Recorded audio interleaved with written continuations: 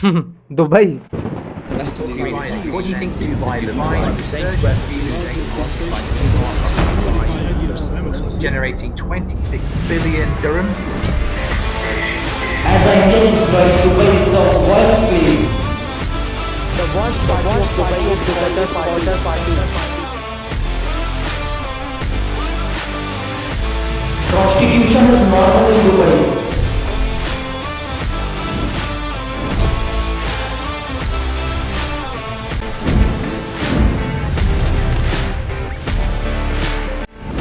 Let's reveal reality of Dubai.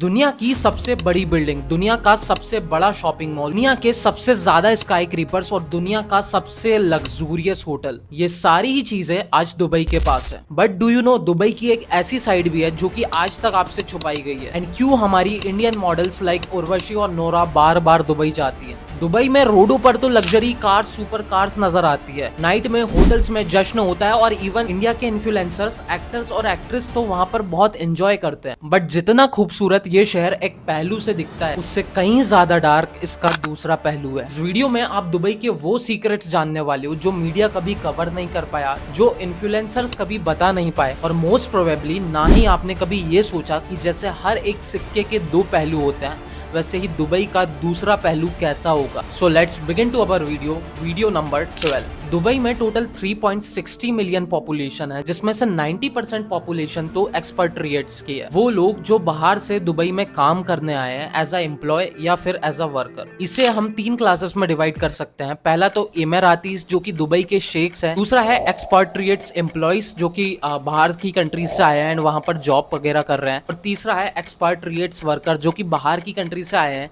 एक better work condition ढूंढने के लिए। और इस वीडियो को हम 5 एस्पेक्ट्स में बहुत ही गहराई से देखने वाले हैं, 5 पॉइंट्स की डार्क रियलिटी जानने वाले हैं। So let's go through our first topic, dark reality of Dubai ruler. ऐसे तो दुबई में मोनार्की रूल चलता है, बट ये किसी डिक्टेटरशिप से कम नहीं। बिकॉज यहाँ की मीडिया यहाँ के शेख के, यहाँ की गवर्नमेंट के फेवर में बोलती है, इसके अगेंस्ट में कभी नहीं बोल सकती। यहाँ के रूलर शेख मोहम्मद बिन राशिद का क्रूरल बिहेवियर को आप इनके घर से ही समझ सकते हो। इनकी कुल 6 बीवियां हैं, जिनमें से 2 ने इन पर अब्यूसिव बिहेवियर और धमकी के एलिगेशंस लगाए। इनकी खुद की ही बेटी लतीफा कैम्ब्रिज यूनिवर्सिटी से अपनी ग्रेजुएशन करना चाहती थी, बट इनके पिता यहाँ के रूलर शेख मोहम्मद बिन राशिद ने अपनी बेटी को मना किया एंड इवन धमकी तक दी कि ऐसा कुछ सोचना भी मत, तुम्हें यहीं रहना है एंड जो भी करना है दुबई में ही करना है। बट फिर भी लतीफा मानी नहीं, उसे अपना सपना पूरा करना था, सो वो भाग जाती है कैम्ब्रिज के लिए, बट वो बीच में ही पकड़ी जाती है। एंड गेस व्हाट, उसके पिता शेख मोहम्मद बिन राशिद ने उसे वो सजा दी, इतनी भयानक सजा दी जिसके बारे में आप कभी सोच तक नहीं सकते। लतीफा को एक ऐसी जगह, एक ऐसे घर में बंद कर दिया जिससे वो कभी बाहर आ ही नहीं पाई।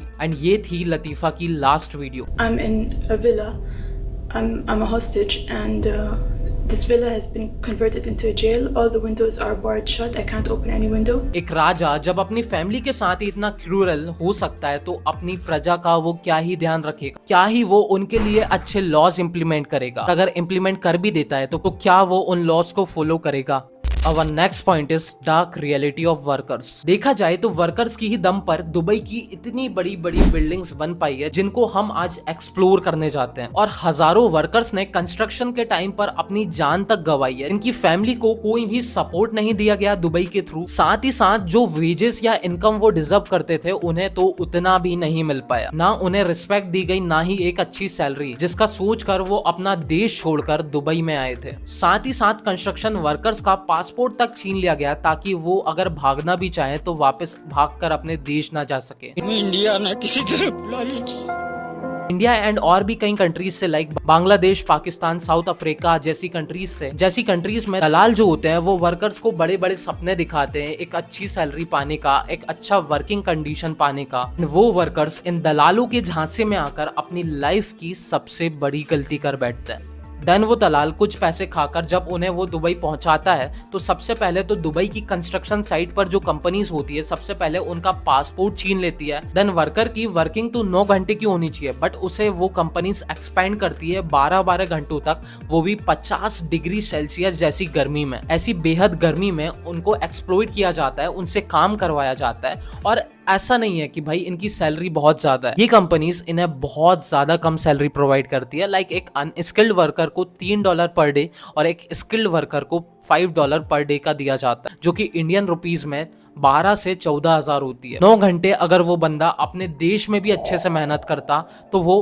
15,000 से ज्यादा अर्न कर सकता था। बट यहाँ पर दलाल उन्हें सपने दिखाते हैं 25-30 हजार एज अ वर्कर कमाने के। जब थक हार कर ये वर्कर सोना चाहते हैं तो ये दुबई की कंपनीज इनको इवन एक अच्छा शेल्टर तक प्रोवाइड नहीं करती। या तो इन्हें कंस्ट्रक्शन साइट पर ही सोने को बोल दिया जाता है या फिर इन्हें एक किचन बराबर रूम दिया जाता है जिसमें 9 से 10 बंदे भर दिए जाते हैं एंड उन्हें वहीं पर सोना होता है एंड वहीं पर अपनी लाइफ गुजारनी होती है। आ गए हैं ये भाईजान के रूम में और ये यहाँ पे रहते हैं 8 लोग और 10 बेड डले हुए हैं। 10 बेड। जैसे लोग सोचते हैं भाई दुबई जा रहे हैं अब तो बहुत पैसा कमा लेंगे, अमीर हो जाएंगे, बट ऐसा नहीं है। यहाँ पे आने के बाद, वहाँ पहुँचने के बाद उनसे उनका वीजा और पासपोर्ट लेकर रख लिया गया और दूसरे दिन से इलेक्ट्रीशियन की जगह उन्हें सड़क निर्माण में गिट्टी बालू ढुलवाने का काम कराया जाने लगा। मोदी जी हमको हम बुला दे, हमके एजेंट ने। में से कुछ वर्कर्स तो सुसाइड कर लेते हैं, कुछ वर्कर्स सिस्टम के खिलाफ जाते हैं तो उन्हें एक्सप्लॉइट किया जाता है और कुछ वर्कर्स बस यही उम्मीद में बैठे रहते हैं कि कब वो घर जा पाएंगे। एंड ये कंपनीज उन वर्कर्स को तभी छोड़ती है जब इनका कॉन्ट्रैक्ट जो होता है वो पूरा हो जाता है एंड उसके बाद ही इन्हें पासपोर्ट मिलता है एंड ये तब अपने घर अपने देश वापस जा सकते हैं। आप ये सोच रहे होंगे कि ठीक है ना यार, वर्कर्स की लाइफ वहाँ पर अच्छी नहीं है तो क्या हुआ, एम्प्लॉयज की लाइफ तो वहाँ पर काफी अच्छी होगी, उन्हें काफी अच्छा कंडीशंस मिलता होगा वहाँ पे। But again there is a dark reality of expatriates employ. Most of the educated लोग लाइक इंडिया से, बांग्लादेश से, पाकिस्तान से, अफ्रीका से दुबई यही सोच कर जाते होंगे कि उन्हें वहाँ पर एक अच्छी सैलरी मिलेगी, साथ ही साथ एक अच्छा लिविंग एरिया मिलेगा और साथ ही साथ वो वीकेंड पर दुबई अच्छे से एक्सप्लोर कर पाएंगे एंड एक हाई स्टैंडर्ड लाइफ वहां पर जी पाएंगे। बिकॉज इंडिया में ये मिथ है, अगर कोई इंडिया का बंदा बाहर जॉब कर रहा है तो वो एक हाई स्टैंडर्ड लाइफ जी रहा है। यहाँ पर एम्प्लॉयज के लिए भी सब कुछ अपोजिट है। अब आप ये सोच रहे होंगे कि इन एजुकेटेड लोगों को कौन एक्सप्लॉइट कर सकता है। भाई एजुकेटेड पर्सन को एक्सप्लॉइट करना काफी ज्यादा मुश्किल है, और हाँ मुश्किल है बट इम्पॉसिबल तो नहीं। एक प्रॉपर सिस्टम के थ्रू ये दुबई कंपनीज एक एजुकेटेड पर्सन को भी बहुत ज्यादा एक्सप्लॉइट करती है। 9 घंटे की जॉब बोलकर आपसे 10 से 11 घंटे काम करवाती है। इवन वहाँ के लिविंग स्टैंडर्ड के हिसाब से आपकी सैलरी भी कोई बहुत ज्यादा नहीं होती, जस्ट $500 to $600 पर मंथ होती है, जो कि इंडियन रुपीस में जस्ट 45,000 to 55,000 होती है। और इसमें अगर आप अपने 5 लोगों की फैमिली भी वहां पर ले जाओ ना तो इंडिया से ज्यादा गरीब आप वहां पे हो जाओगे। और लिविंग कंडीशंस का तो क्या ही कहना, एम्प्लॉय को तक एक पर्सनल रूम नहीं दिया जाता, उसको भी अपना रूम शेयर करना होता है दूसरे एम्प्लॉय के साथ। और अगर कंपनी के हैक्टिक शेड्यूल से आप परेशान होकर वापस घर जाना चाहते हो तो आप ये भी नहीं कर सकते, बिकॉज ज्वाइनिंग के टाइम पर ही कंपनी आपका पासपोर्ट ले लेती है एंड वो पासपोर्ट आपको तभी देती है जब आपकी लीव अप्रूव्ड हो जाती है। और अगर आप लीव पे भी घर जाना चाहते हो तो इसमें भी आपको कई फॉर्मेलिटीज निभानी होती है। कंपनी आपसे बोलती है कि अपने किसी भी दो एम्प्लॉय फ्रेंड के आप सिग्नेचर करवाओ कि अगर आप किसी भी कंट्री के हो, उस कंट्री से वापस नहीं आते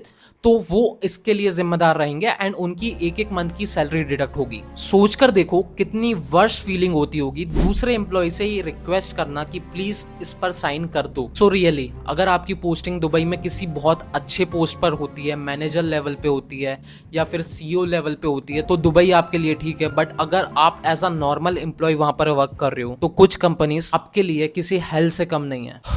Let's move towards our fourth section, that is dark reality of Dubai prostitution. Dubai middle east का लॉस वेगस भी है। एक रिपोर्ट के अकॉर्डिंग दुबई में 30,000 से ज्यादा सेक्स वर्कर हैं, जिसमें से मोस्ट ऑफ द लड़कियां तो बाहर से लाई गई हैं झूठा झांसा देकर। उनको बोला जाता है कि तुम्हें दुबई में हम हाउस होल्ड काम दिलवाएंगे या फिर ऑफिस वर्क दिलवाएंगे, बट एक्चुअल में जब वो दुबई आती है तो उनसे वो करवाया जाता है जिसके बारे में उन्होंने कभी सपने में भी नहीं सोचा होगा। द राइस आर्टिकल के अकॉर्डिंग क्रिस्टीना नाम की औरत साउथ अफ्रीका से काफी लड़कियां लाती है, यही बोलकर कि आपको हाउस होल्ड का काम करवाया जाएगा वहां पर एंड आपको काफी अच्छा पैकेज भी मिलेगा, सैलरी भी मिलेगी। बट एक्चुअल में वो जब लड़कियां अंदर एंटर हो जाती है दुबई में, सबसे पहले उनका पासपोर्ट ले लिया जाता है एंड उसके बाद उन्हें प्रोस्टिट्यूशन के धंधे में धकेल दिया जाता है। और अगर कोई भी लड़की डिनाई करती है इस चीज को करने के लिए तो उसे धमकी दी जाती है कि तुम्हें दुबई के रेगिस्तान में दफना दिया जाएगा एंड कोई भी तुम्हें ढूंढ तक नहीं पाएगा।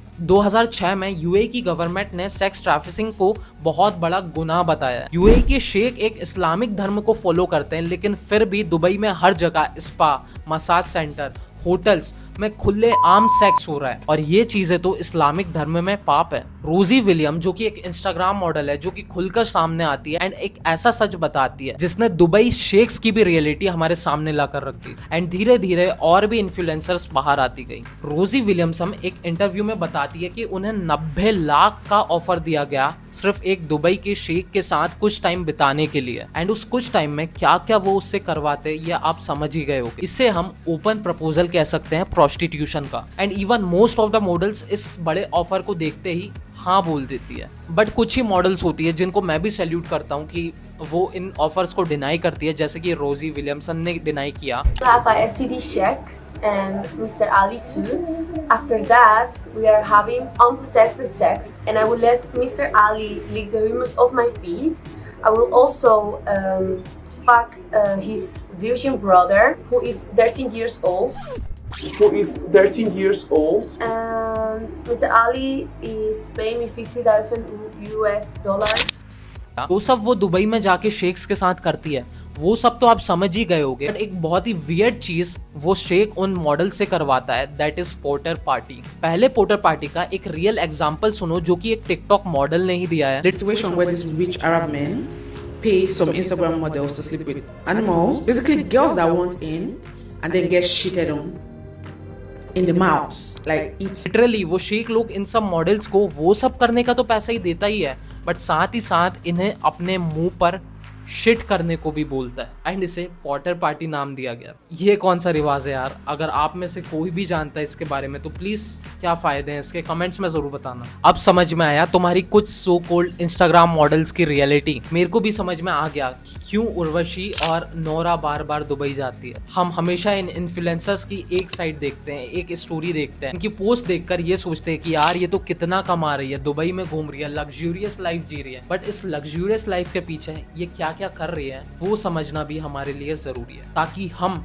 एक्चुअल में ये ना सोचे हम तो कुछ भी नहीं है, हम तो दुबई नहीं जा पाए या हम इतना ज्यादा एंजॉय नहीं कर पाए। उनके पीछे रियलिटी कुछ और है। नाउ फिफ्थ और लास्ट पॉइंट पर चलते हैं, dark reality of Dubai sky creepers. Dubai में ये सब बिल्डिंग्स जो आप देखते हो, क्या इसमें कोई रहता होगा? नहीं, बिकॉज ये इतनी कॉस्टली है कि दुबई के नॉर्मल लोग इसे खरीदना तो दूर, इवन इसमें रेंट से तक नहीं रह सकते। इन बिल्डिंग्स का एक्चुअल में कोई भी यूज नहीं है, अंदर से ये पूरी ही बिल्डिंग्स खाली पड़ी हुई है। ये दुबई सिर्फ एक दिखावा है, बाहर से लग्जूरियस और हैप्पी और अंदर से ही उतना ही खोखला और सैड। सो अगर आप एक इंस्टाग्राम मॉडल है तो प्लीज बी अवेयर, बिकॉज ऐसे ऑफर्स आपको भी आ सकते हैं एंड वो लोग आपको मैसेज पर तो कुछ और बोलेंगे, बट जब आप एक्चुअल में वहां पर चले जाओगे तो वो आपसे कुछ और ही करने का बोलेंगे। जो भी मेरे भाई लोग चाहते हैं दुबई में सेटल होना या दुबई में एक जॉब करना, तो उसके लिए भी मैंने जो रियलिटी है वो बता दी। ऐसा नहीं है कि हर कंपनीज में ऐसा होता है, बट दुबई की मोस्ट ऑफ द कंपनीज जो कि लाइक वहाँ के शेख्स वगैरह की है, उन कंपनीज में तो मोस्टली ऐसा होता है।